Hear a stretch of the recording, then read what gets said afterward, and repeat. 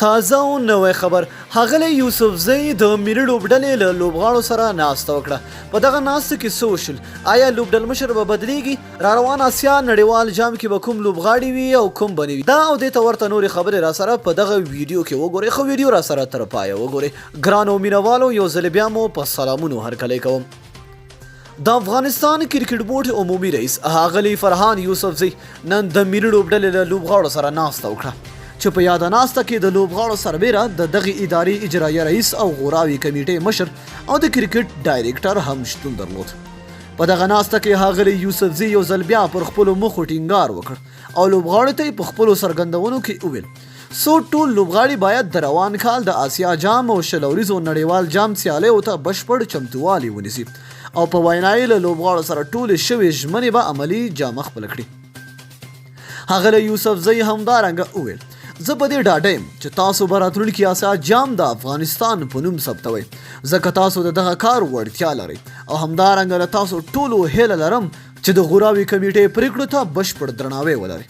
که چېرې هم کومه ستونزه راولاړېږي نو د غوراوي کمیټې له مسؤل اجرایه رئیس او یا دې هم پخپله له ما سره شریکه شي ستاسو هره ستونزه به حلیږي. ښاغلی یوسفزۍ دغه راز په خپلو خبرو کې یادونه وکړه. تاسو د افغانستان لپاره ډېرې خواري کړې، افغانستان ته مو ډېر ویاړونه راوړي، ډېرې لوږې او تندې مو تېرې کړې او په بدل کې دا دی موږ هم ژمن یو چې ستاسو هرې خوارۍ ته په درنه سترګه وکتل شي او زه د دغې ادارې د مشر په توګه د زړه له تله درنه مننه کوم. نوموړی د مشر لوبغاړو په راتلونکي هم خبرې وکړې او په وینا یې ځینې مشر لوبغاړي کولی شي د خپل راتلونکي په اړه پریکړه وکړي ځکه د کرکټ سربیره ځینې نورې اداري برخې هم دوی ته اړتیا لري او هیله ده دوی دغه تشې ډکې کړي ځکه لوبغاړي په دې ښه پوهیږي چې باید دوی په کرکټ کې نور څومره پاتې شي.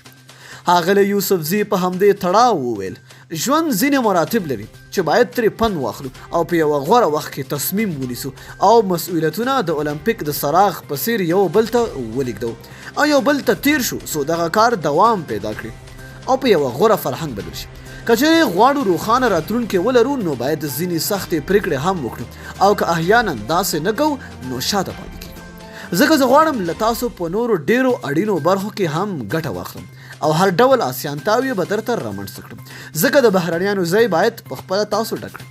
ښاغلی فرهان یوسفزۍ وویل له تیر نړیوال جام لوبو خلک ډېر ناهیله شوي خو تاسو باید په راتلونکو جامونو کې د خلکو زړونه خپل کړئ او په بشپړې جذبې سره سترو لوبډلو ته ماتې ورکړئ او دا درڅخه هیله لرم چې د غوراوي کمیټې پریکړو ته همیشه درناوی ولرئ. له هغه پرته به هر لوبغاړی له هر ډول مراعات پرته له اصولي چلند سره مخ شي خو ستاسو هره موجود دلیل ته هم بشپړ درناوی لرو.